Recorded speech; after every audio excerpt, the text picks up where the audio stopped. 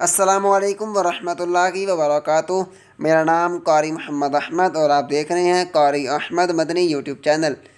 آج میں آپ کے لیے اپنے یوٹیوب چینل میں آیت کریمہ لے کر آیا ہوں۔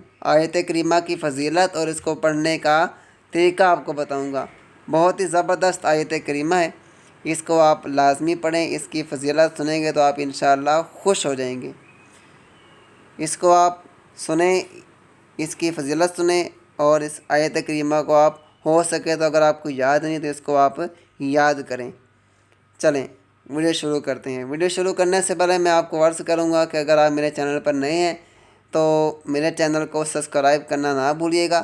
سبسکرائب کرنے کا یہ فائدہ ہوگا کہ میں جو بھی ویڈیو بناؤں گا وہ بر وقت آپ تک پہنچتی رہے گی، اور میں اپنے چینل پہ مختلف قسم کے اوراد، گھریلو علاج اور مختلف دعائیں، درود پاک وغیرہ اپلوڈ کرتا رہتا ہوں۔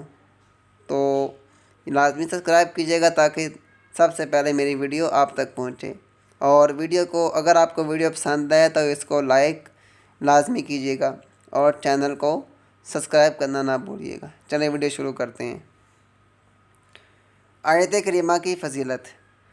حضرت سیدنا سعد رضی اللہ عنہ سے روایت ہے کہ شہنشاہ خوش خصال، پیکر حسن و جمال، دافع رنج و ملال، صاحب جود و نوال، رسول بے مثال، بی بی آمنہ کے لال، صلی اللہ تعالیٰ علیہ وآلہ وسلم ورضی اللہ تعالیٰ عنہ نے فرمایا، حضرت ذوالنون یعنی حضرت یونس علیہ السلام نے مچھلی کے پیٹ میں یہ کلمات کہے، لا الہ الا انت سبحانک انی کنت من الظالمین۔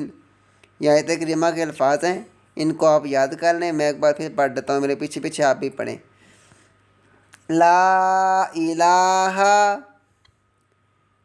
الا انت سبحانک انی کنت من الظالمین۔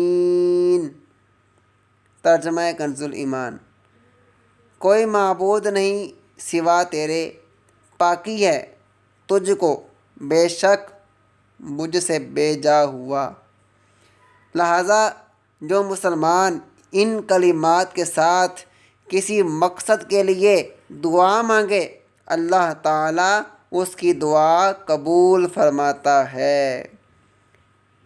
جو بھی مقصد آپ لے کر آئیں، نیک مقصد، جائز مقصد، تو انشاءاللہ اس مقصد کے ساتھ اگر آپ دعا مانگیں گے تو انشاءاللہ عز و جل اللہ چاہے گا تو آپ کی دعا لازمی قبول ہوگی۔ اسی کے ساتھ اپنے قاری احمد مدنی کو دعاؤں میں یاد رکھیے گا، اور چینل کو سبسکرائب کرنا نہ بھولیے گا۔ اپنے قاری احمد مدنی کو دیجیے اجازت۔ اللہ حافظ۔